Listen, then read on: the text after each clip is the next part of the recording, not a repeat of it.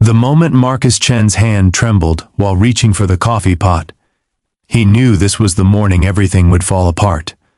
The ceramic mug slipped from his grip, shattering across the break room floor in a sound that seemed to echo through his entire life. He stood there, frozen, watching the dark liquid spread across the white tiles, like all his carefully constructed lies pooling at his feet. Through the glass wall of the break room, he could see her. Victoria Hartwell, CEO of Hartwell Digital Marketing, stood at the reception desk just 30 feet away. Her perfectly tailored navy suit, her composed expression, her presence that commanded every room she entered. And she was looking directly at him. Marcus dropped to his knees, frantically trying to clean up the mess with paper towels, hoping maybe she hadn't noticed, hoping she hadn't seen what he'd been desperately hiding for the past 3 months. But as he glanced up, their eyes met, and he saw it. Recognition, understanding. That look that said she'd seen everything. His heart hammers against his ribs. This job, this opportunity at one of Chicago's fastest-growing marketing firms, it's everything he needs, everything his daughter needs. And he's about to lose it all because of one careless moment. Let me take you back to where this story really begins. 6 months earlier, on a Tuesday afternoon that should have been ordinary, Marcus sits in a sterile hospital room, holding his 7-year-old daughter Sophie's hand as machines beep around them. The doctor's words still ring in his ears from that morning. Leukemia, aggressive, immediate treatment required. His wife, Jennifer, sits on the other side of the bed, her face pale, mascara streaked. "We're going to fight this," Marcus whispers to Sophie, brushing her dark curls from her forehead. "You're the bravest girl I know." Sophie smiles weakly. "Like a superhero, Daddy?" "Exactly like a superhero." But in the hospital parking lot an hour later, Jennifer turns to him with eyes full of something Marcus has never seen before. Fear, yes, but also something else. Something final. "I can't do this," she says, her voice barely audible over the Chicago traffic. Marcus stares at her. "What do you mean you can't do this? She's our daughter." "I know she is, and that's exactly why I can't watch her." Jennifer's voice breaks. "I can't be strong like you, Marcus. I can't sit in that room day after day and watch her suffer. I'm not built for this." The argument that follows shatters what's left of their already strained marriage. By the end of the week, Jennifer has moved out. By the end of the month, divorce papers arrive. Marcus finds himself alone, working his modest job as a junior marketing analyst at a small firm, facing medical bills that climb into the hundreds of thousands, with no one to share the burden. Sophie's treatments begin. Chemotherapy sessions that leave her exhausted and nauseous. Hospital stays that stretch through the night. Marcus uses up his vacation days, then his sick days, then starts arriving late to work, leaving early, taking calls from doctors while standing in the office stairwell. His boss at the small firm, a man named Derek Patterson, with more concern for billable hours than compassion, calls him into his office on a Friday afternoon. "Marcus, I understand you're going through a difficult time," Derek says, not meeting his eyes.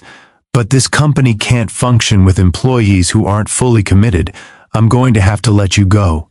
Marcus feels the floor drop out from beneath him. "Derek, please. I just need a little more flexibility. I'm still meeting all my deadlines. My work quality hasn't suffered." "Your presence has suffered. That matters. I'm sorry."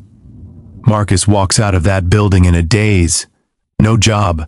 Mounting medical bills. Sophie depending on him for everything. He sits in his car in the parking garage and allows himself exactly 5 minutes to fall apart. Then he wipes his eyes, straightens his tie, and starts making calls. The next 3 weeks are brutal. Marcus applies to 73 positions. He gets 12 callbacks, 8 first interviews, 3 second interviews, 2 rejections citing his unstable work history. One company that ghosts him entirely. Then, on a Wednesday morning, while Sophie naps after a particularly difficult treatment, Marcus's phone rings. "Mr. Chen, This is Victoria Hartwell from Hartwell Digital Marketing. I was impressed by your portfolio and your interview. I'd like to offer you the position of Senior Marketing Strategist. Marcus's hands shake as he grips the phone. The salary she quotes is 40% higher than his previous job. The benefits package includes premium health insurance that would cover the majority of Sophie's treatments. This isn't just a job, it's a lifeline. There's just one thing, Victoria continues, her voice warm but professional. This position requires significant client interaction and occasional travel. I need someone who can be fully present and committed. Can you meet those expectations? Marcus looks at Sophie, asleep on the couch, her bald head covered by her favorite purple beanie. He thinks about the bills stacked on his kitchen counter, the eviction notice that arrived yesterday, the call from the hospital billing department this morning. Absolutely, he hears himself say. I can be fully committed. It's the lie that will haunt him for the next 3 months. Marcus starts at Hartwell Digital on a Monday. The office occupies the 32nd floor of a gleaming tower in downtown Chicago, with floor-to-ceiling windows overlooking Lake Michigan. Everything gleams with success, from the modern furniture to the enthusiastic young professionals who move through the space with purpose and energy. Victoria Hartwell herself shows him around. She's 42, Marcus learns. Built this company from nothing 12 years ago, after leaving a corporate job that didn't value her vision. She's brilliant, demanding, but fair. Within the first week, Marcus sees her stay late to help a junior employee perfect a presentation, watches her send a massive fruit basket to a team member whose father is ill, observes her fierce defense of her staff during a difficult client call. She's exactly the kind of boss Marcus wishes he could be honest with. But he can't, because being honest means admitting he needs flexibility, accommodation, understanding, and in his experience, admitting you need special treatment is just another way of painting a target on your back. So Marcus becomes an expert in deception. He arranges Sophie's chemotherapy sessions for early mornings, arriving at the office by 9:30, with elaborate stories about traffic. He takes calls from her nurses in the bathroom, voice low and urgent. He learns to schedule his most important meetings for times when Sophie's grandmother can watch her, paying his ex-mother-in-law under the table despite his desperate financial situation, because reliable childcare is the only thing keeping his secret intact. The work itself, Marcus excels at.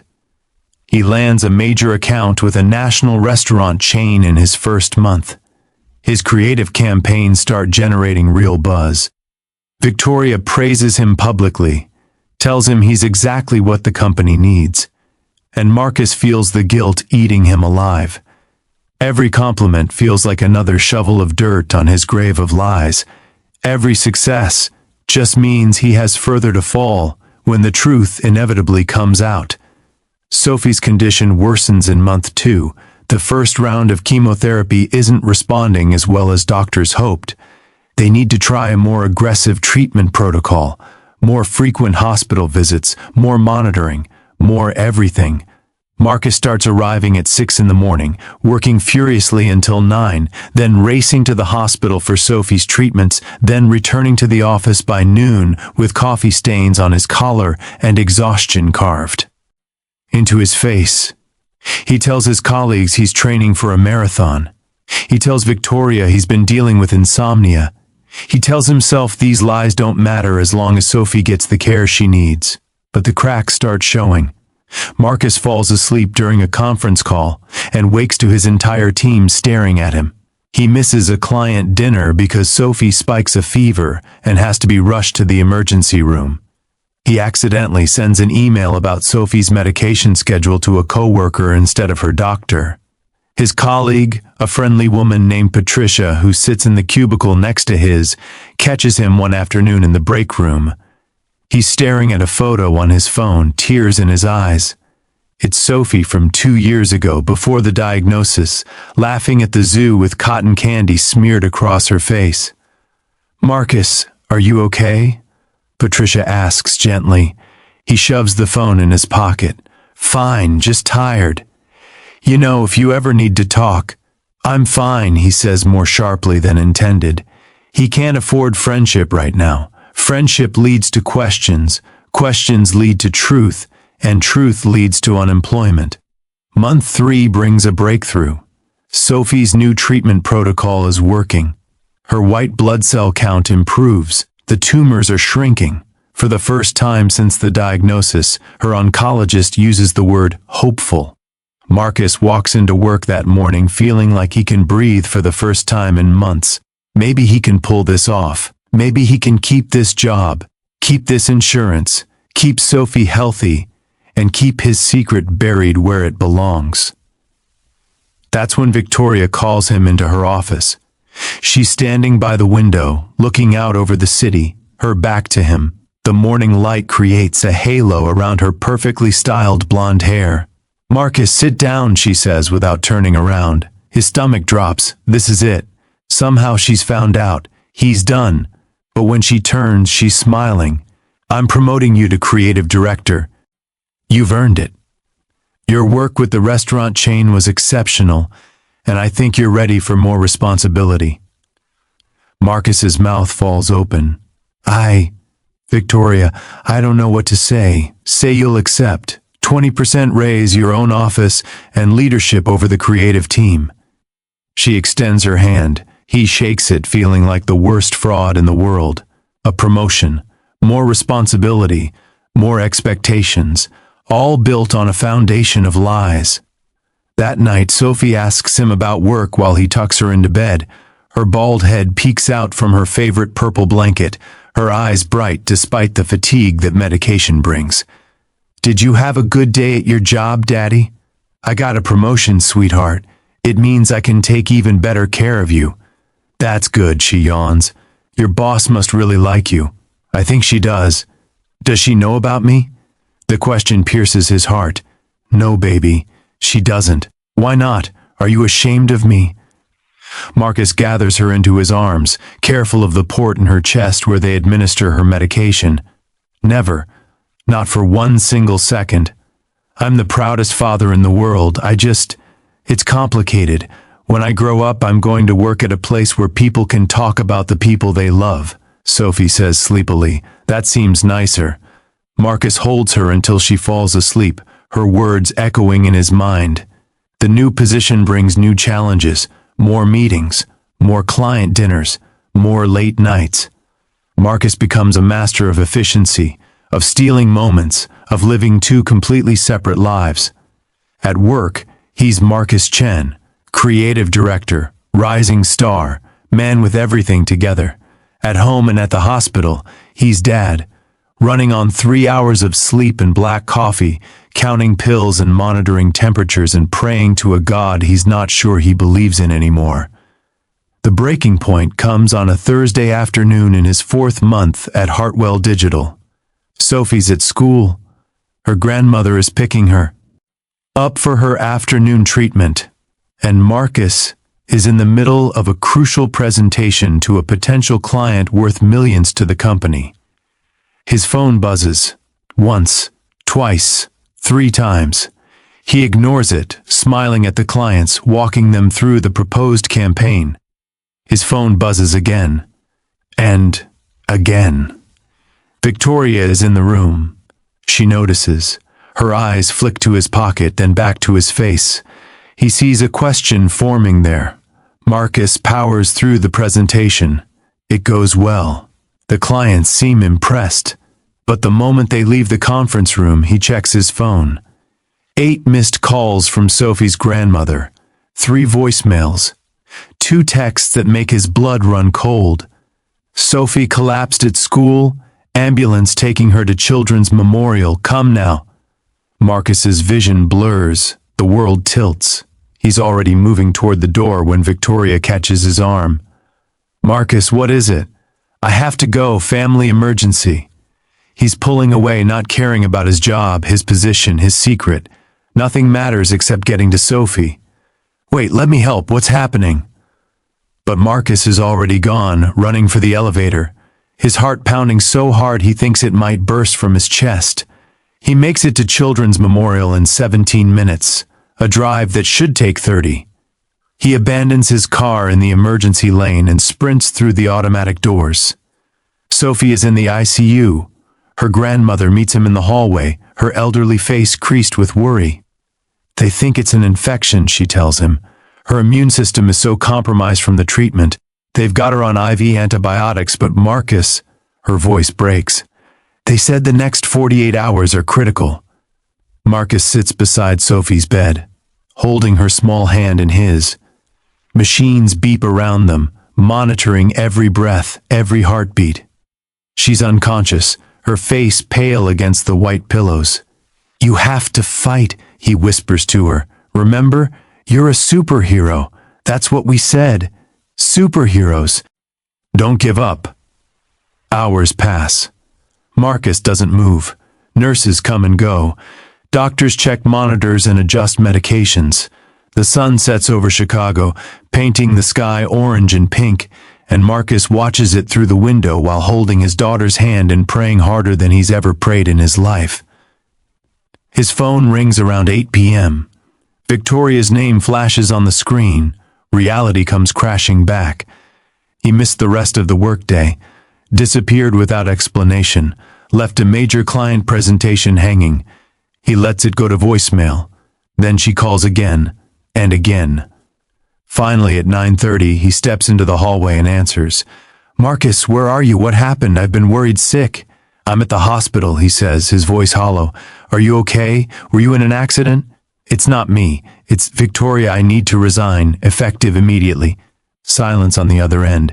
Then, what are you talking about? Marcus, talk to me. What's going on? And there it is, the moment of truth, the confession that will cost him everything. I have a daughter, Marcus begins, his voice breaking. Her name is Sophie. She's 7 years old. 4 months ago, she was diagnosed with acute lymphoblastic leukemia. Her mother left. I'm all she has. The medical bills are crushing me. I took this job because I needed the insurance, the salary, the stability. But I lied to you. I can't be fully committed. I can't travel. I can't always be present. I have to take her to chemotherapy. I have to monitor her medication. I have to be her father first and your employee second. And I'm so sorry I wasn't honest from the beginning. But I was desperate and terrified and... Marcus! Victoria's voice cuts through his spiral. Which hospital? What? Which hospital are you at? Children's Memorial. But Victoria, you don't have to. I'll be there in 30 minutes. She hangs up before he can protest. Marcus stands in the hospital corridor, phone still pressed to his ear, trying to process. What just happened? She's coming here? Why? To fire him in person? To witness his failure firsthand? He returns to Sophie's room, sinking into the chair beside her bed. His ex-mother-in-law has gone to get coffee. It's just him and Sophie and the rhythmic beeping of machines. I might have just made everything worse, sweetheart, he whispers, but at least I told the truth. True to her word, Victoria appears exactly 29 minutes later. She's still in her work clothes, but her perfectly styled hair is slightly disheveled, her makeup showing signs of the day's wear. She carries a small gift bag in one hand. Marcus stands as she enters, but Victoria waves him back down. How is she? Victoria asks, her eyes on Sophie. Stable.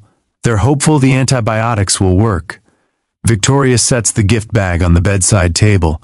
Then she pulls up another chair and sits down beside Marcus. For a long moment, she just looks at Sophie, this small, fragile girl fighting the biggest battle of her life. She's beautiful, Victoria says finally. Thank you. Marcus, I need to tell you something. Victoria's hands clasped together in her lap. 15 years ago, I had a daughter. Her name was Emma. She had a rare genetic disorder that doctors couldn't treat.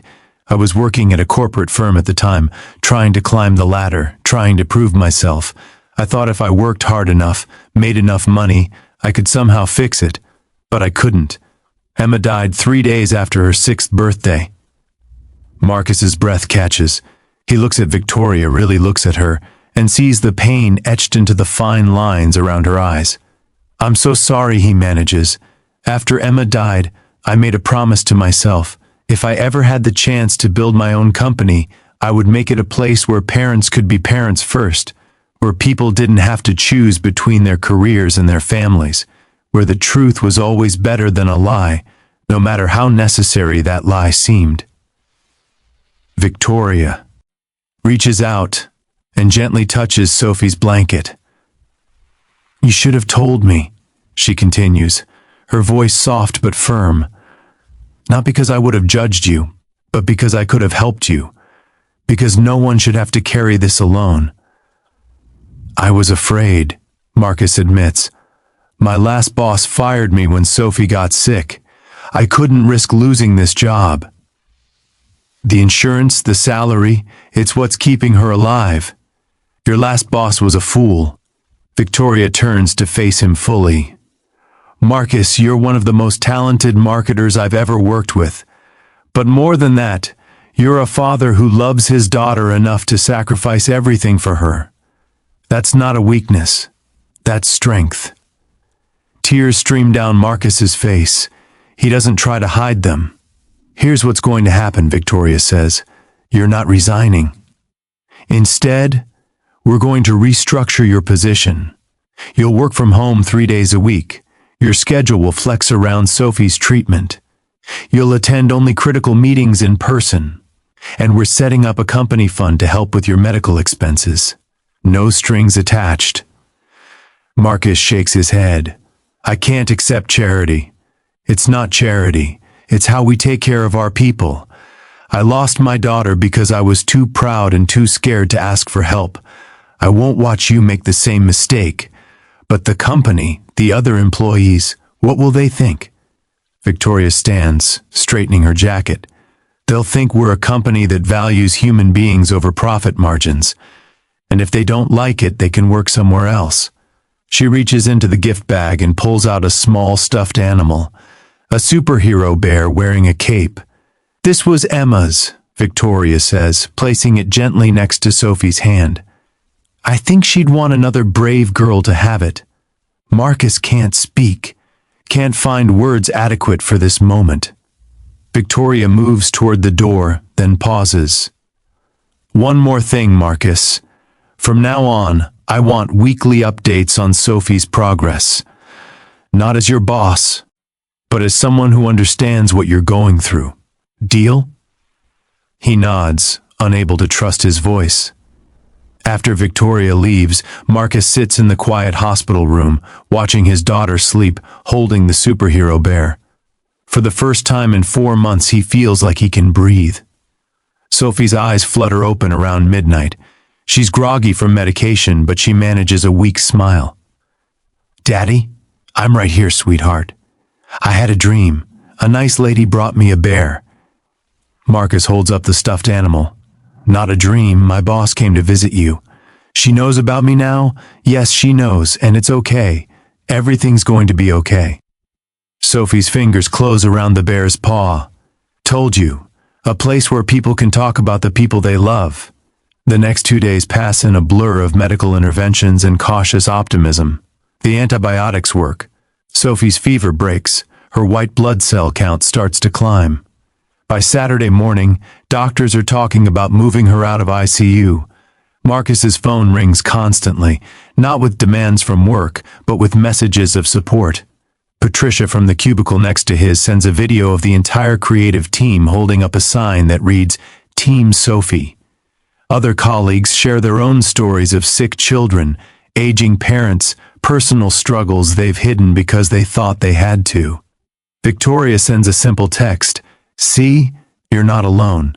On Monday, Marcus receives an email from HR detailing his new work arrangement. Flexible schedule, work from home options, access to the company's emergency family fund, and a note at the bottom effective immediately. No questions asked. That afternoon, back in the break room where this story began, Marcus makes himself a cup of coffee with steady hands. He's exhausted, emotionally drained, but somehow lighter than he's been in months. Patricia walks in, smiling. Hey, I heard about Sophie. How's she doing? Better, much better. I'm glad. And Marcus, I'm glad you finally. told us, "We're family here. We look out for each other." Marcus returns to Sophie's hospital room that evening to find it transformed. Balloons float against the ceiling. Get well cards cover every available surface. A massive care package sits in the corner, filled with games, books, and art supplies. "Did you do this?" Sophie asks, her eyes wide. "My coworkers did. They wanted you to know they're rooting for you. You have nice people at your job." "Yeah," Marcus agrees, his throat tight. "I really do." Over the next 3 months, Sophie's health continues to improve. The cancer goes into remission. Her hair starts growing back in soft, dark waves. She returns to school part-time, wearing her favorite purple beanie when she gets cold. Marcus settles into his new work arrangement. He discovers he's actually more productive working from home, can focus better without the commute and office distractions. He makes every critical meeting, delivers every project on time, and continues to excel at his job. But more importantly, he's present for Sophie. He's there when she wakes up from nightmares about the hospital. He's there to help with homework and make her favorite grilled cheese sandwiches. He's there for the small moments and the big ones, no longer torn between two worlds. Victoria becomes an unexpected source of support and friendship. She and Marcus have coffee once a week, usually at a cafe near the hospital. They talk about work, about life, about the children they love and the fears that keep them up at night. "You saved my life," Marcus tells her one afternoon, watching Sophie play in the park nearby, healthy and laughing. "No," Victoria corrects gently. "You saved yours. You just needed someone to tell you it was okay to be honest." 6 months after that morning in the break room, Hartwell Digital hosts its annual company retreat. This year, they're inviting families. Marcus brings Sophie. She wears a new purple dress and a matching headband in her growing hair. She's shy at first, overwhelmed by all the new people. But Patricia's daughter is there, and the two girls immediately bond over a shared love of unicorns. During the dinner, Victoria stands to give a speech. She talks about the company's growth, their achievements, their goals for the future. Then she shifts gears. "This year, we implemented a new family-first policy," she says, her eyes finding Marcus in the crowd. "Because we realized that our greatest strength isn't our creative campaigns or our client roster. It's our people. And our people are whole humans with families, with challenges, with lives outside these walls." She gestures to Sophie, who blushes at the attention. "This young lady taught us that. She reminded us that vulnerability isn't weakness, that asking for help isn't failure, that sometimes the bravest thing you can do is tell the truth, even when it terrifies you." The room erupts in applause. Sophie leans into Marcus, whispering, "Is she talking about me?" "Yes, sweetheart, she is. I didn't do anything brave. You fought cancer, you survived, you're the definition of brave." That night, after Sophie falls asleep in the hotel room, Marcus stands on the balcony overlooking Lake Michigan, the same lake he saw from the office windows on his first day at Hartwell Digital, the same city that felt so overwhelming and impossible when he was drowning in secrets and fear. His phone buzzes. A text from Victoria, "Thank you for trusting me with the truth." He types back, "Thank you for showing me I could." Today, 2 years later, Sophie is cancer-free. She's 9 years old, thriving in school, and determined to become a doctor so she can help other kids like her. Her hair is long enough for ponytails again, and she rarely wears the purple beanie except on special occasions. Marcus is still at Hartwell Digital, now VP of Creative Strategy. He's expanded the Family First policy company-wide, creating support systems for employees dealing with everything from sick children to aging parents to their own health crises. He speaks at conferences about work-life balance and corporate compassion. He tells his story, raw and honest, about the morning his hand trembled over a coffee pot and his whole world nearly collapsed, about the boss who saw everything and chose kindness over judgment, and he always ends with the same message: We spend so much time hiding our struggles, afraid that vulnerability will cost us everything. We wear masks at work, pretend our personal lives don't exist, convince ourselves that we have to choose between career success and being human.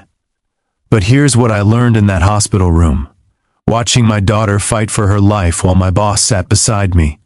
The truth is terrifying, but it's also liberating. And the right people, the right company, the right boss, they won't punish you for being honest. They'll help you carry the weight. Marcus pauses, looking out at his audience. If you're struggling right now, if you're hiding something because you think you have to, if you're drowning in secrets and fear, please tell someone. Ask for help. Take off the mask. You might be surprised by what happens when you do. The coffee cup incident that once seemed like the end of everything turned out to be the beginning. The moment when Marcus's carefully constructed lies shattered became the moment his real life could finally begin. Because sometimes you have to let everything fall apart before you can build something true. If this story touched your heart, if Marcus and Sophie's journey reminded you that vulnerability can be strength and that the right people will always choose compassion over judgment, please hit that like button and subscribe to this channel. Share this video with someone who needs to hear that they don't have to carry their burdens alone. And I want to hear from you. Have you ever had to hide something important?